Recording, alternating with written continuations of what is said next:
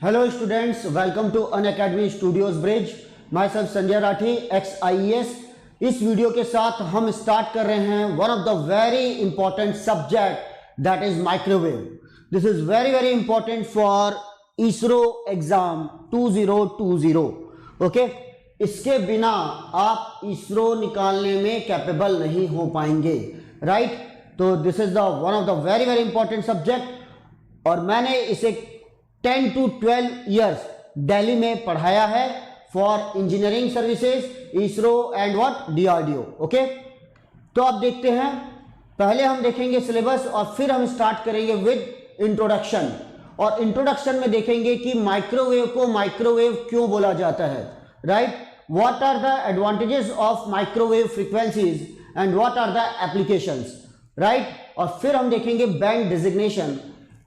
इसी टॉपिक से आपके पास नंबर ऑफ क्वेश्चंस तैयार हो जाएंगे. ओके, तो स्टार्ट करते हैं. This is the microwave. तो first of all about me, I am having 18 years of teaching experience in the field of competitive exams like engineering services, GATE and PSUs. Okay, I have qualified engineering services exam 3 times in electronics and telecommunication branch, and you can follow me on unacademy.com at the rate of Sanjay KR Rathi 27. आप मेरी classes plus पर भी attend कर सकते हैं, right? अभी analogue की classes चल रही हैं on Unacademy plus. Then why plus subscription, definitely आपके दिमाग में क्वेश्चन आएगा. अगर आप 1 सब्सक्रिप्शन लेते हैं तो there is unlimited access, means number of top efficient experienced qualified faculty इस प्लेटफॉर्म पर अवेलेबल है और इन सभी के साथ आप लाइव चैट कर सकते हैं, इनकी क्लासेस अटेंड कर सकते हैं. Okay, then tips and tricks मिलेगी टू इंक्रीज योर स्कोर. एक नंबर इंपॉर्टेंट है, तो ये टिप्स एंड ट्रिक्स से आप अपने स्कोर बढ़ा सकते हो और टॉप कर सकते हो. डाउनलोडेबल सेशंस हैं, वीडियोस हैं, पीडीएफ्स हैं, राइट? और डेडिकेटेड डाउट क्लियरिंग सेशन है. आप अपने डाउट्स पूछ सकते हैं और आपको जवाब मिलेगा from authentic qualified experience faculty से, तो डाउट नहीं रहेगा, right? Then real time interaction होगा विद एडुकेटर्स. आप उन्हें ड्यूरिंग लाइव सेशन उनके साथ चैट कर सकते हैं, अपने क्वेश्चन पूछ सकते हैं. अगर आप अनअकैडमी प्लस सब्सक्राइब करने का प्लान कर रहे हैं तो use my code Rathi live and get the 10% discount. Now it is the easiest way to learn get online. Flexible schedule है, language of your choice, unlimited practice. Hindi, English, Telugu, Malayalam, Kannada सब में ये अवेलेबल है, राइट? साथ में है अनलिमिटेड प्रैक्टिस. क्विजेस डाउनलोड कर सकते हो, वीडियोस डाउनलोड कर सकते हो, बार बार उसे देख सकते हो. Learn any time anywhere. आप ट्रैवलिंग करते हुए भी इसे अपने मोबाइल पर वॉच कर सकते हो. नाउ अगर आप इसे लैपटॉप पर देखेंगे तो यहां दिखाई देगा कंटेंट. ओके, और यहां है एडुकेटर, यहां है लाइव चैटिंग. इंटरैक्टिव पोल में पार्टिसिपेट कर सकते हैं आप और चैट कर सकते हैं. अगर आप इसे एक्सपीरियंस करना चाहते हैं तो अभी अनअकैडमी लर्निंग ऐप इंस्टॉल कीजिए और वहां गेट सब्सक्रिप्शन लीजिए और स्पेशल क्लासेस कीजिए. This special classes are totally free. These are the demo classes. Get subscription available है for 1 month, 3 months, 6 months, 12 months and 24 months. अभी इसरो का एग्जाम आ रहा है, उसके बाद गेट का एग्जाम है, इंजीनियरिंग सर्विसेज प्री है, तो आप 3 months का सब्सक्रिप्शन ले सकते हैं अगर अपने रिवीजन को आप हमारे साथ करना चाहते हैं, means with experience faculty. Okay, तो आप डिसाइड कीजिए, यूज कीजिए माई code Rathi live and get the 10% discount for 1 month, 3 months, 6 months, 12 months, 24 months. तो आप अपने हिसाब से शेड्यूल बनाइए, प्लान कीजिए और यूज कीजिए माई कोड राठी लाइव. अगर आप इसे मोबाइल पर वॉच करना चाहते हैं तो अनअकैडमी लर्निंग ऐप इंस्टॉल करने के बाद गेट में सब्सक्राइब कीजिए, राइट? वहां मिलेंगे आपको unlimited access. Then for mobile again subscription is available for 1 month, 3 months, 6 months, 12 months and 24 months. Use my code Rathi live and get the 10% discount. तो start करते हैं आज का हमारा video. Microwave for ISRO 2020. This subject is very very important. इस पर एक video भी आया हुआ है, आप उसे भी देख सकते हैं, कौन कौन से टॉपिक्स थे। अब हम यहां से स्टार्ट कर रहे हैं रेगुलर कोर्स। ओके, तो सिलेबस फटाफट देख लेते हैं हम पहले। तो देखो, पहला पॉइंट है इंट्रोडक्शन, दूसरा आता है microwave components, E plane T, H plane T, hybrid T, magic T, rat race junction, directional coupler. देखिए, आपको ये नाम भी पता होगा तो आपको पता तो है चलेगा कि माइक्रोवेव में आखिर पढ़ना क्या क्या है। देन है ferrite devices, isolator, gyrator and what, circulator. Okay, then start होगा microwave amplification and what, generation. एक अलग ही टॉपिक, इंट्रोडक्शन में सब आ गया, कंपोनेंट्स आ गए, फिर आएगा microwave amplification and what, generation. इसमें हम पहला टॉपिक देखेंगे limitation of conventional tube at microwave frequency. जो हम लोग ट्रायोड और पेंटोड यूज करते थे उनकी क्या लिमिटेशन है। तो पहली लिमिटेशन हम डिटेल में देखेंगे, inter electrode capacitance effect, lead inductance effect, transit time effect, gain bandwidth product, effect due to RF losses that is skin effect, radiation loss, dielectric losses. तो हायर फ्रीक्वेंसी पे जाते ही क्या क्या प्रॉब्लम आती है इन कन्वेंशनल ट्यूब्स में, तभी हमें स्पेशल ट्यूब्स बनाना पड़ता है। देखो ना, वेवगाइड्स, हॉलो स्ट्रक्चर, राइट। तो जो डिवाइस लो फ्रीक्वेंसी में काम नहीं आती, इसीलिए हमें एक अलग डिवाइस बनाना पड़ता है फॉर हाई फ्रीक्वेंसी। तो ये है उनकी लिमिटेशन, पूरा डिटेल में देखेंगे। माइक्रोवेव ट्यूब्स है, बेसिक प्रिंसिपल क्या है, आखिर किस प्रिंसिपल पर ये एनर्जी ट्रांसफर होती है। तो आपने नाम सुना होगा वेलोसिटी मॉड्यूलेशन, राइट। पूरा डिटेल में हम डिस्कस करेंगे वेलोसिटी मॉड्यूलेशन के बारे में। तो यहां पर हम देखेंगे क्लिस्ट्रॉन। तो क्लिस्ट्रॉन के अंदर देखेंगे two cavity klystron, multi cavity klystron. This two cavity and multi cavity are amplifiers. फिर देखेंगे reflex klystron, that is the oscillator. And थोड़ा पढ़ेंगे हम री एंट्रेंट कैविटी के बारे में। तो आपको स्ट्रक्चर याद होगा ऐसा, माइक्रोवेव या तो आपने कॉलेज के सेमेस्टर में पढ़ा होगा या फॉर पहले इंजीनियरिंग सर्विसेज की तैयारी की होगी, दैट इज कॉल्ड व्हाट, री एंट्रेंट कैविटीज। तो इसे हम डिटेल में देखेंगे। Then backward wave oscillator, backward wave oscillator, नाम में ही ऑसिलेटर है। और travelling wave tube, TWT, that is the amplifier. These two are what, broadband device, मतलब हाई बैंडविड्थ के लिए यूज होते हैं। फिर उसके बाद देखेंगे हम मैग्नेट्रॉन एंड साइक्लोट्रॉन, ये आ गया। और एक और भी आता है दैट इज कॉल्ड कार्सिनोट्रॉन। तो इसका फंक्शन क्या क्या है ये हम देखेंगे। पाई मोड है, डोमिनेंट मोड क्यों है वो देखेंगे। तो नंबर ऑफ क्वेश्चंस इससे बनने वाले हैं। सॉलिड स्टेट डिवाइस में हम देखेंगे टनल डायोड, देन मैसफेट और metal semiconductor field effect transistor. Spelling mistake नहीं है, कई लोगों को लगता है सर मॉसफेट है, आप मैसफेट बोल रहे हो। No, it is a MESFET, right. Then transferred electron device, transferred electron devices में देखेंगे हम Gunn diode. Okay, tunnel diode और गन डायोड की में आते हैं नेगेटिव रेजिस्टेंस डिवाइसेस, राइट। तो नेगेटिव रेजिस्टेंस क्या होता है, कैसे पावर जनरेट होता है, कैसे सिस्टम सिग्नल एम्पलीफाई होता है, ये हम सब यहां समझेंगे। यहां हम लोग डिटेल में पढ़ेंगे Ridley Watkins Hilsum theory, that is known as RWS theory, right. That is what, two valley theory. तो ये टू वैली थ्योरी के बारे में, कैडमियम टेलुराइड के बारे में पढ़ेंगे, इंडियम फॉस्फाइड पढ़ेंगे और गैलियम आर्सेनाइड तो है ये गन डायोड पर, राइट। और यहां देखेंगे कैसे डोमेन फॉर्मेशन होता है इन गन डायोड। देन और इनका टनल डायोड और गन डायोड का हम एप्लीकेशन देखेंगे एज अ मल्टी वाइब्रेटर, कि ये bistable, monostable, astable multi vibrator जैसा कैसे काम करते हैं। Then parametric amplifier, up converter, down converter, negative resistance parametric amplifier, avalanche transit time device, that is the impact, TRAPATT and BARITT, right. Full form यहां लिखा हुआ है। उसके बाद है maser, that is the maser में microwave amplification by stimulated emission of radiation, laser light amplification by stimulated emission of radiation. इन दोनों के प्रिंसिपल को हम समझेंगे, कैसे AC to AC energy transfer हो रही है। Energy can neither be created nor be destroyed. तो what are the working principle क्या वर्क है, साथ में पॉपुलेशन इन्वर्जन क्या होता है, कैसे वर्क करते हैं और कैसे क्वेश्चन आते हैं इसमें। देन हम पढ़ेंगे microwave antenna, this is one of the important topic. Horn antenna, parabolic reflectors, slot antenna, lens antenna, helical antenna. Okay, थोड़ा बहुत हम देखेंगे सर्कुलरली पोलराइज, लीनियरली पोलराइज के बारे में, राइट। तो सुना होगा नाम आपने इलेक्ट्रिकली पोलराइज्ड।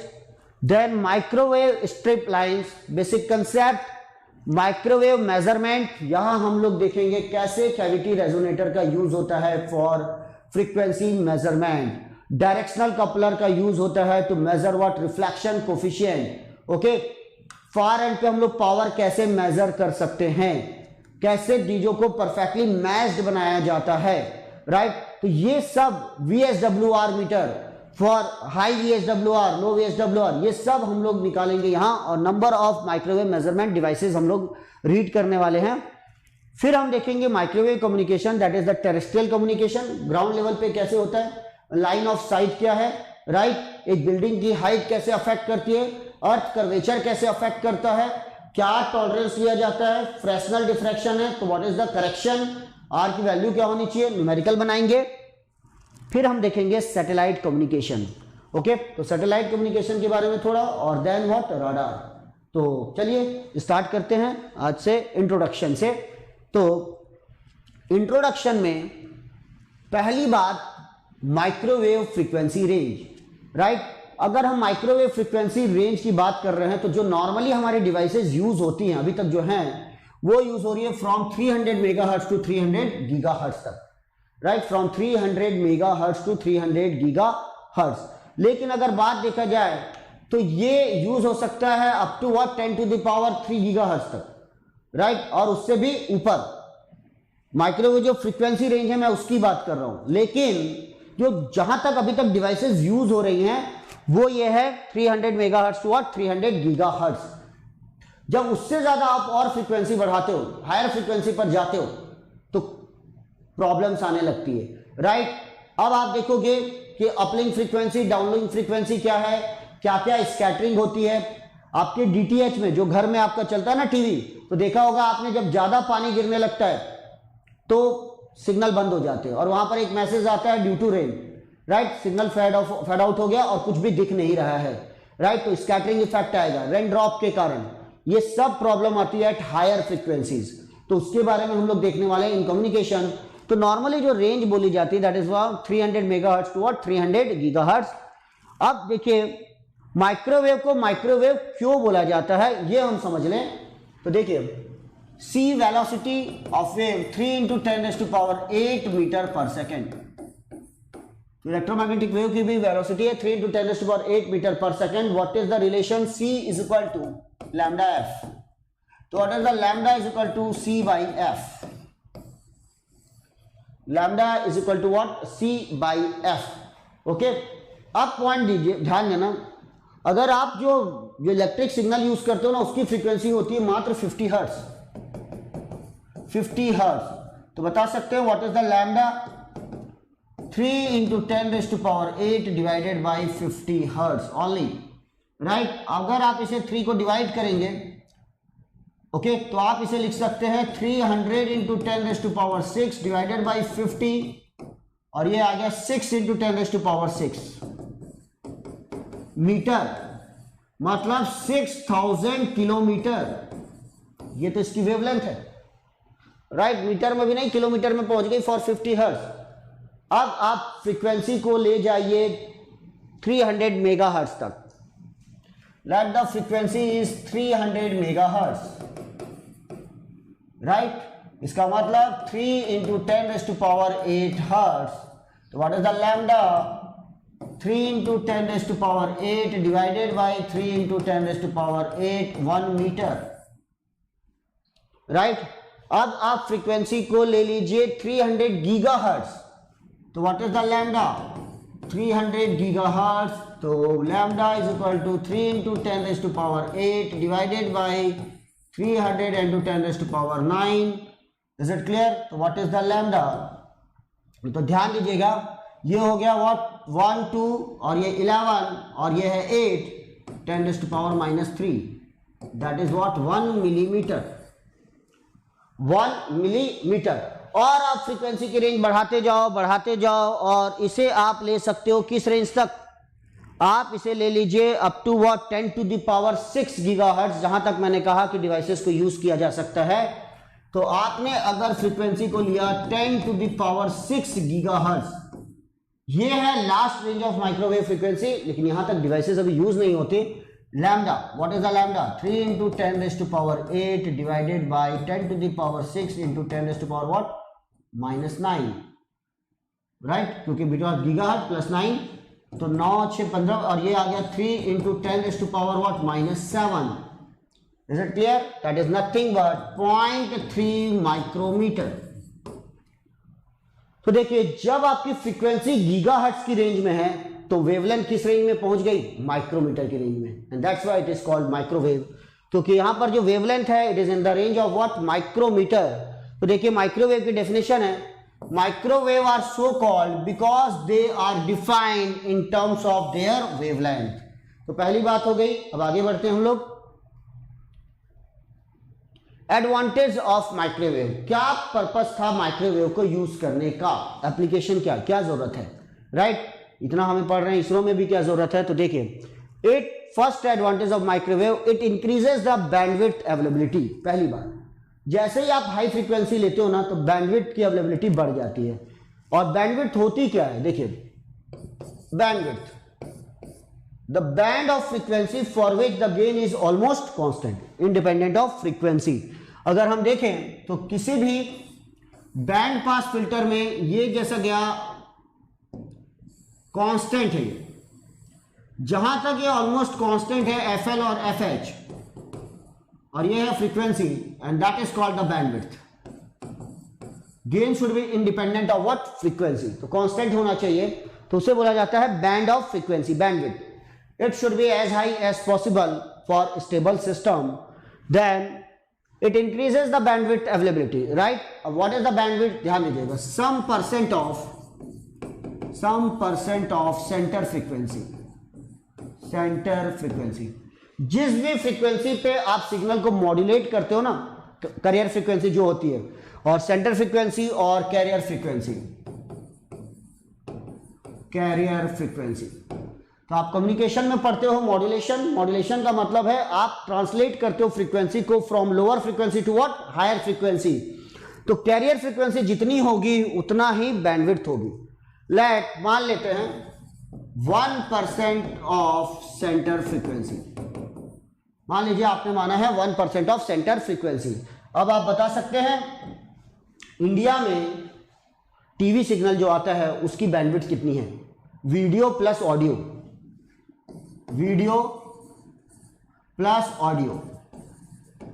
राइट?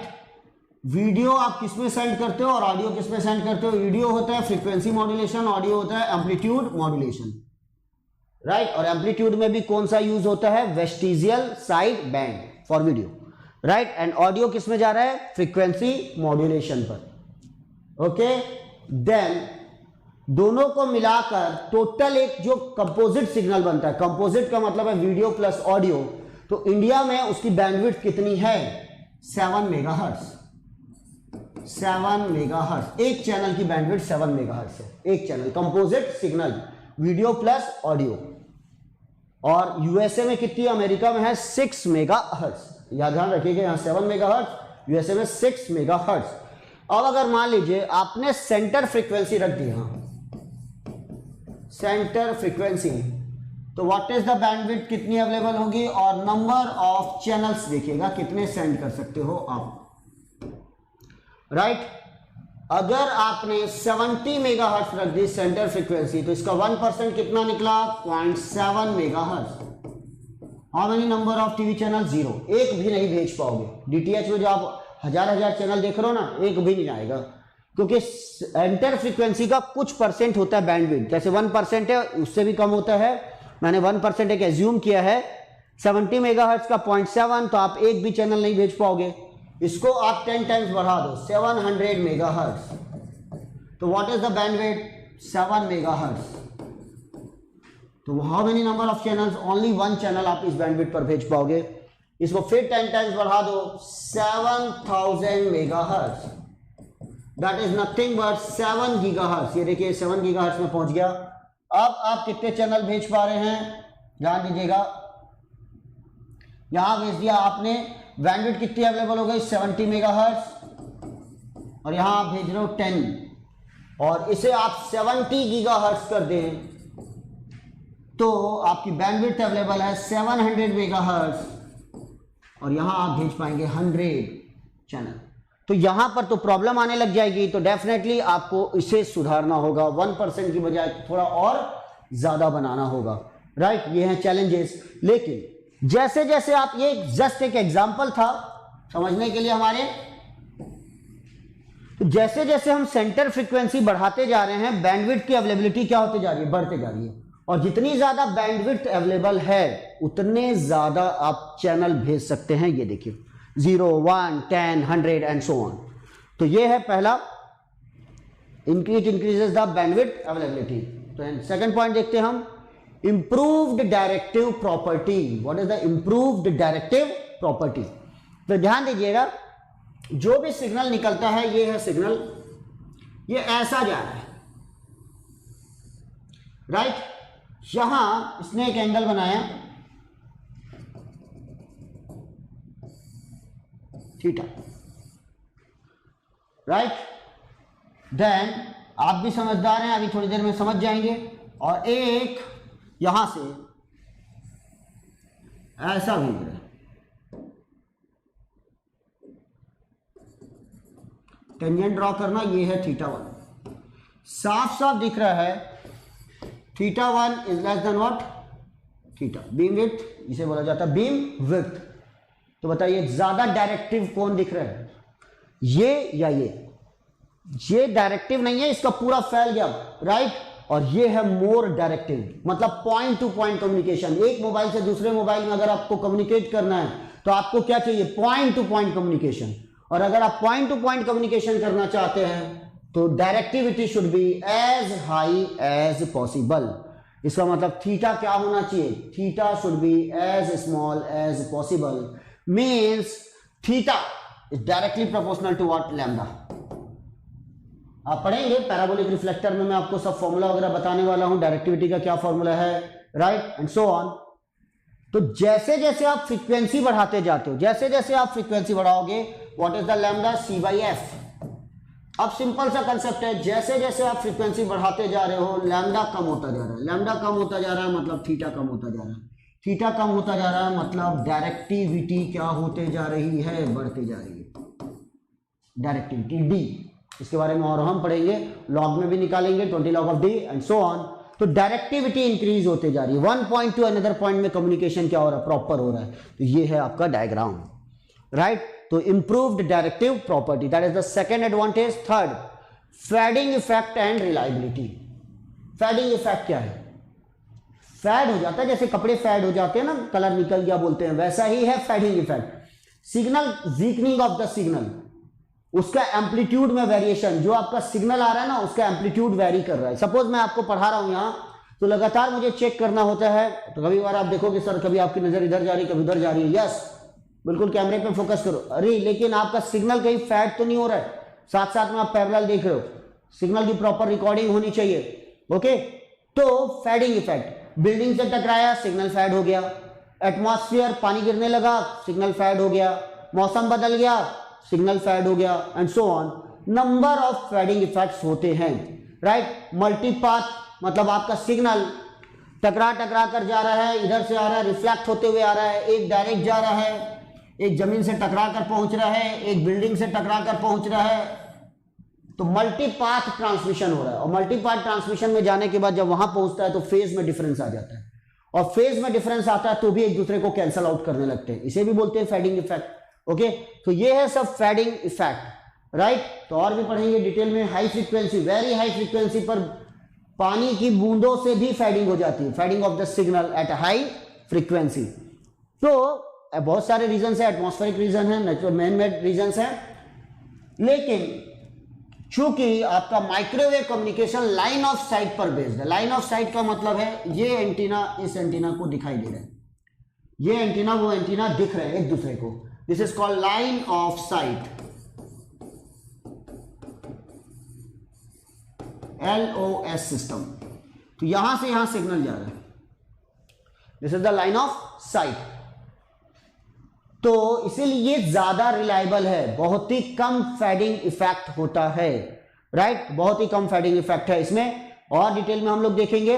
और सैटेलाइट कम्युनिकेशन भी लाइन ऑफ साइट है। देखिए ये अर्थ है, यहां सैटेलाइट है, यहां से सिग्नल गया, यहां जो एंटीना है इसे सैटेलाइट दिखाई दे रहा है और सैटेलाइट को ये एंटीना दिखाई दे रहा है, तो इसे रिफ्लेक्ट कर रहा है, तो ये लाइन ऑफ साइट, ये भी है लाइन ऑफ साइट, तो there is less fading effect. आप आइडियली ऐसा नहीं बोल सकते जीरो फेडिंग इफेक्ट है, लेकिन less, very less, and that's why this system is very very reliable. Okay, तो ये है टेरेस्ट्रियल कम्युनिकेशन और ये है satellite communication. Then transparency property of microwave. What is the transparency property of microwave? तो देखिएगा, ये अर्थ है, दैट इज द अर्थ, और यहां है आयनोस्फीयर, आयनोस्फीयर, राइट। तो आयनोस्फीयर में जब आप सिग्नल यहां से भेजते हो, ध्यान दीजिएगा, जब हम लोग यहां से सिग्नल भेजते हैं तो जैसे ही सिग्नल यहां अंदर जाता है, यहां पे रिफ्रैक्शन चालू हो जाता है, रिफ्रैक्शन के कारण ये बैंड होते जाता है, बैंड होते जाता है, बैंड होते जाता है और वापस अर्थ में आ जाता है, रिफ्रैक्शन, राइट।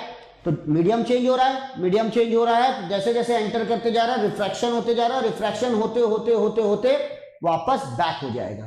तो बढ़िया है, बताइए, आप यहां से सिग्नल भेजते हो और सिग्नल भेजने के बाद वापस आ जाता है, तो इसे बोलते हैं sky wave propagation. What is this? Sky wave propagation और ionospheric propagation.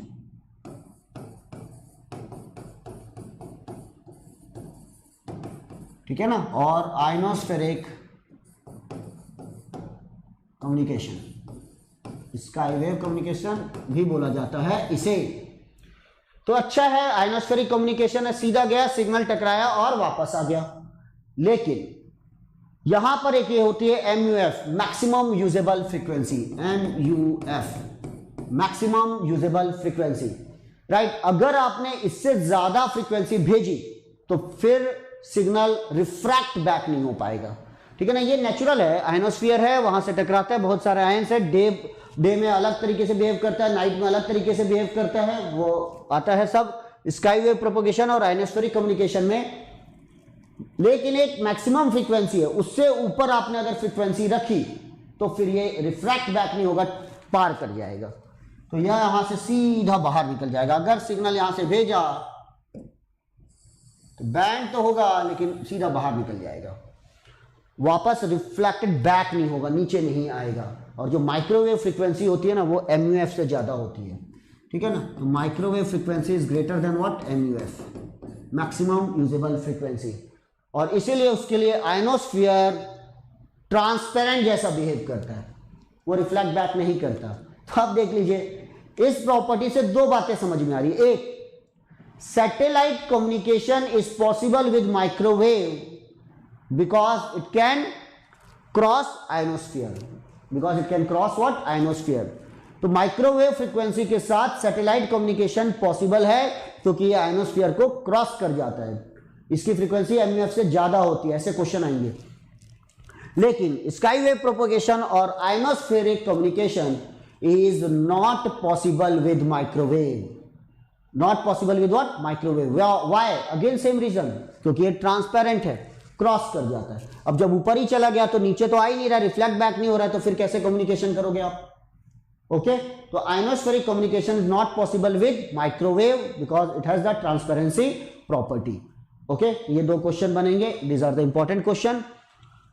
Then size of the component is directly proportional to wavelength, therefore smaller system is possible। सीधा आप भी जानते हैं एंटीना की साइज डायरेक्टली प्रोपोर्शनल को किसके होती है? Antenna, size of antenna is directly proportional to what? Wavelength, right. तो फ्रीक्वेंसी बढ़ेगी तो लैम्डा बढ़ेगा, लैम्डा घटेगा तो साइज घटेगी। तो स्मॉलर सिस्टम, देख रहे हो आपका मोबाइल आपकी जेब में आ जाता है, माइक्रोवेव फ्रीक्वेंसी पे काम कर रहा है, इतना है ना, मिनिएचराइजेशन का जमाना है, चीजों को छोटे करते जाना है। और वैसे भी सैटेलाइट में तो चीजें बड़ी छोटी छोटी रखनी है, नहीं तो पे लोड बढ़ जाएगा, राइट।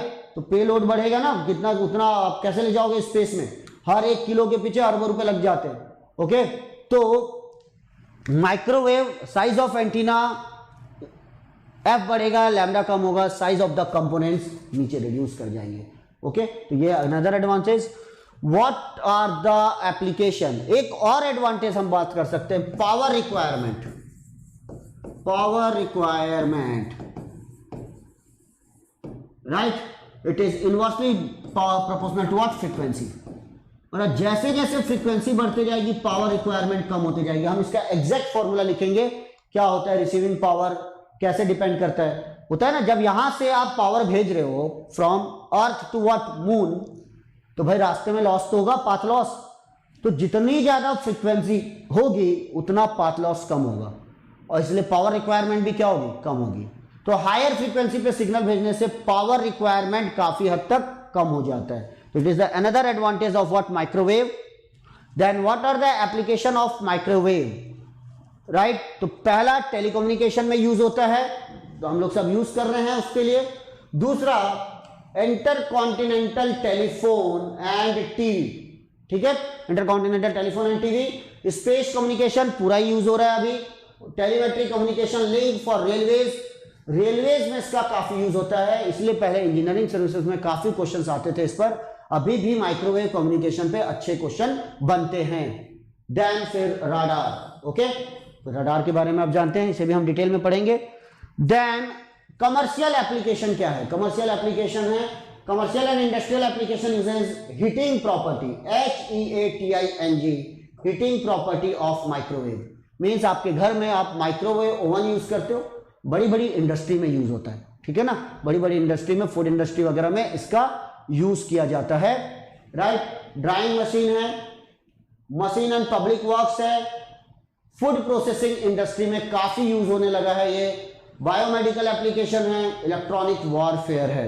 ओके, तो पूरा मिसाइल को गाइडेड मिसाइल बनाना है, आपको सिग्नल भेजना है, सेंड करना है, तो इलेक्ट्रॉनिक वॉरफेयर में पूरा इसका यूज है। इसलिए मैंने कहा ना डीआरडीओ में भी इससे क्वेश्चन पूछा जा सकता है।